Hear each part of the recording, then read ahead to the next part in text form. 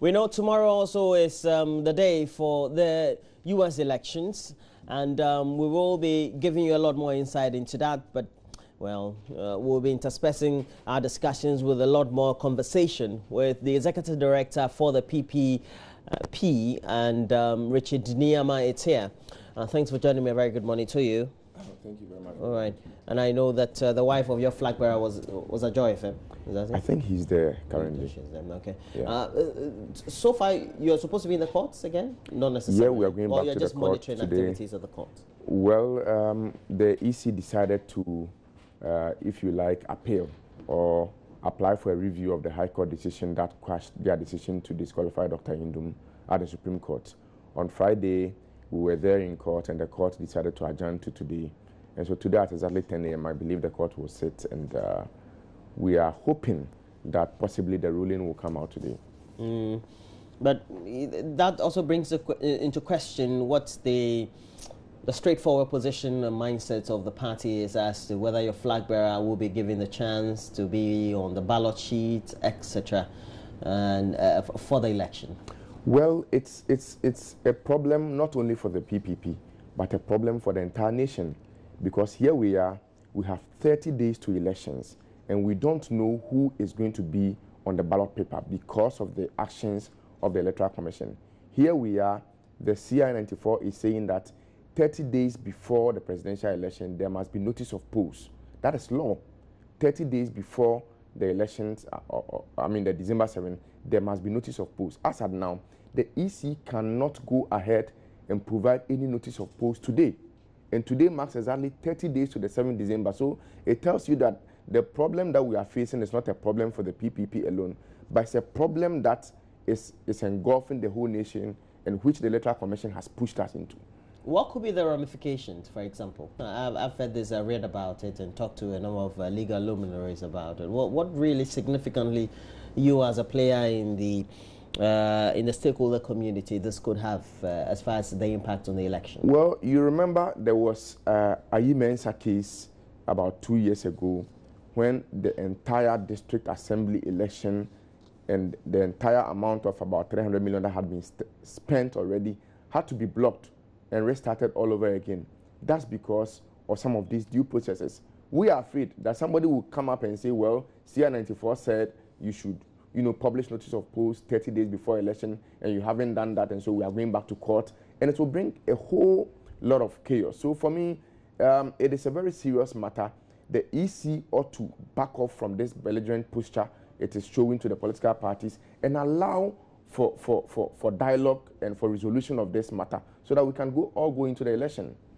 Well, we have to continue this very conversation. We still have in the studio the Executive Director for the PPP, Richard Niyama, and we will get to him shortly, but we're just getting some news from the wires that nurses at the Princess Marie-Louise Children's Hospital here in Accra, they have announced a decision to embark on strike, and significantly, what does it mean as well? So we have Derek Akosam on the line to give us a lot more updates. What really is happening currently at the hospital?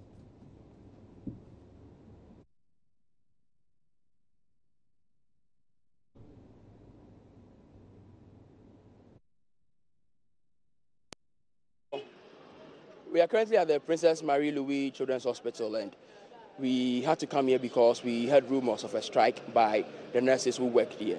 Apparently, it's a nationwide action by these nurses, and they say they been paid for a couple of months, salary arrears being owed them and all of that. I want to speak to some mothers here who have brought their children to the hospital to be taken care of, and they have sadly become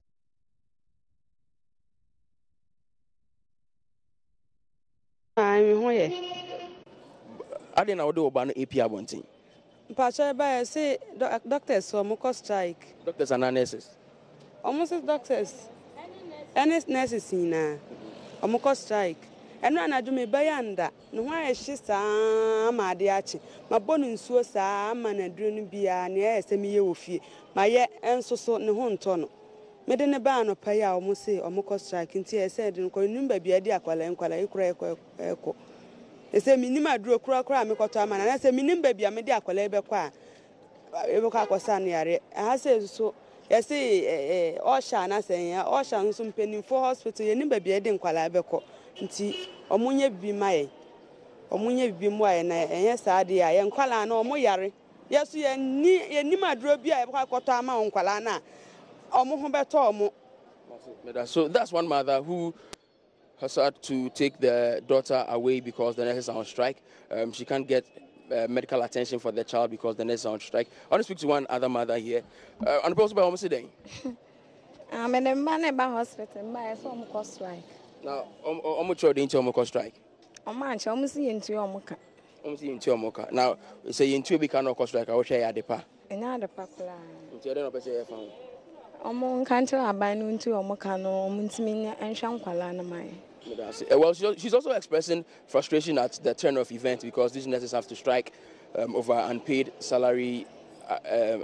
These nurses have to strike over unpaid salary, and they also have to strike because they claim that some working conditions are not as favorable as they want them to be. We'll keep our tabs on this because they say it's a nationwide action. We'll see what is happening across the other regions and get you the latest.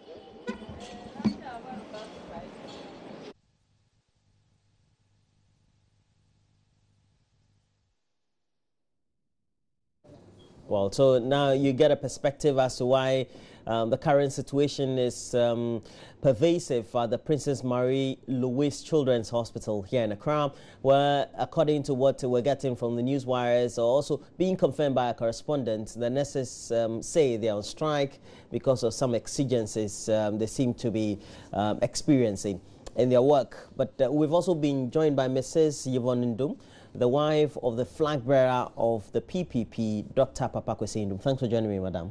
You're welcome. Okay, it's a pleasure to have you as well.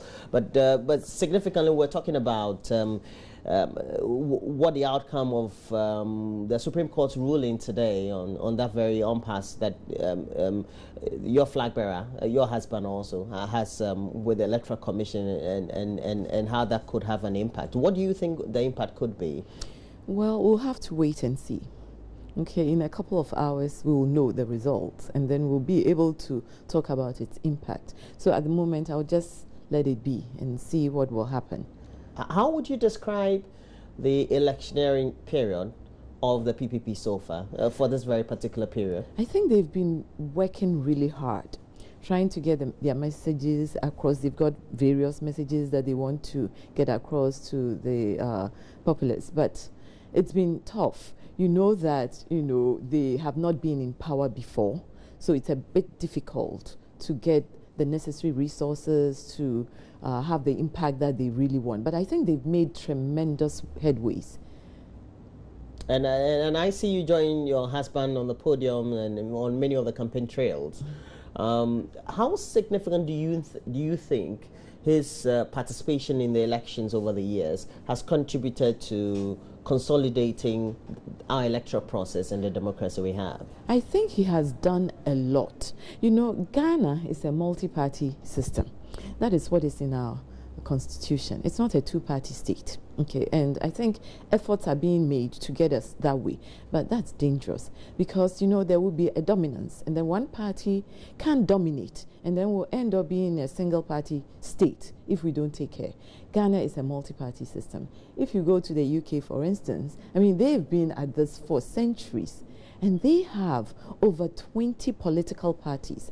At the moment, they've got about 12 with representation in parliament. Yes, they have the dominant parties, but then the smaller ones contribute so that there will be a balance. Okay, we don't want to have a domination of, this sort of system that we have. And our party is more, our constitution, the way it was framed, actually encourages patronage, okay, an aggressive, a super hyper aggressive winner takes all. So your party is in power, it means everybody else is like on the fringes. And even to the point of social functions, when one party is in place, everywhere you go, you see them.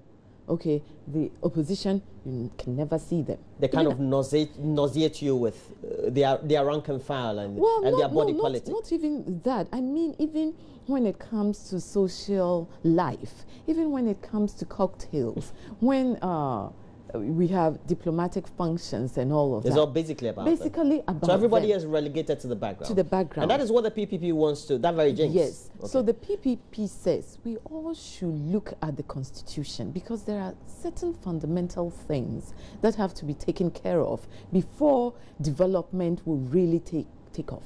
Okay. And if we don't do that, we will be where we are because we've been practicing this since 1993, is it? 1993.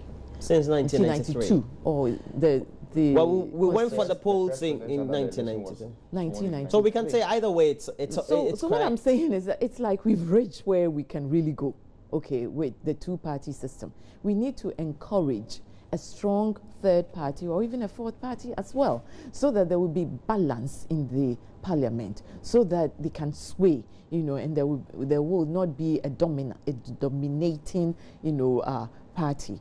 Because if you really read the Constitution, it was framed to perpetuate one particular party. Yeah. Okay. And at the moment, if we do their level of dominance. Yes, yes.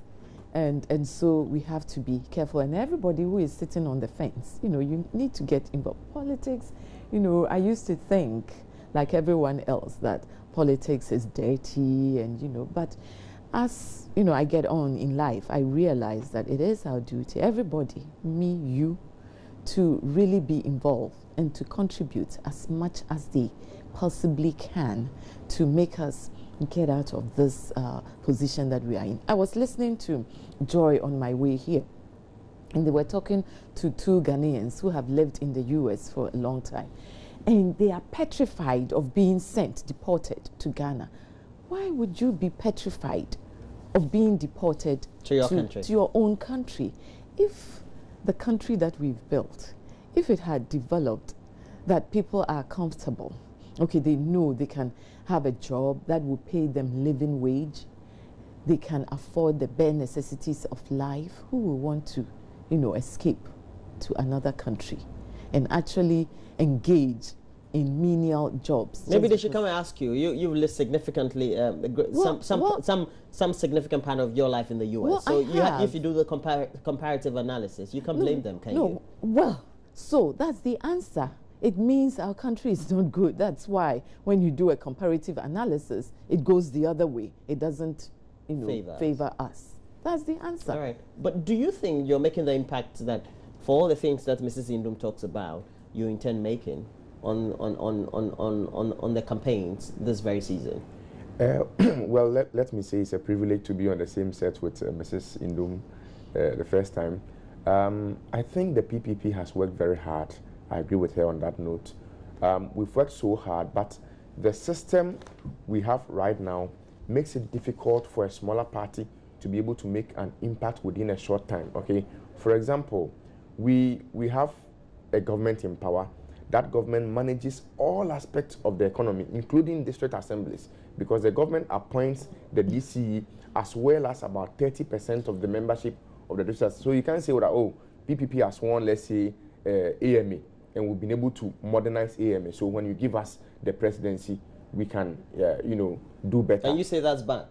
Yeah, that's bad, and that's why the PPP is fighting against some of those things. Okay, so we've worked so hard.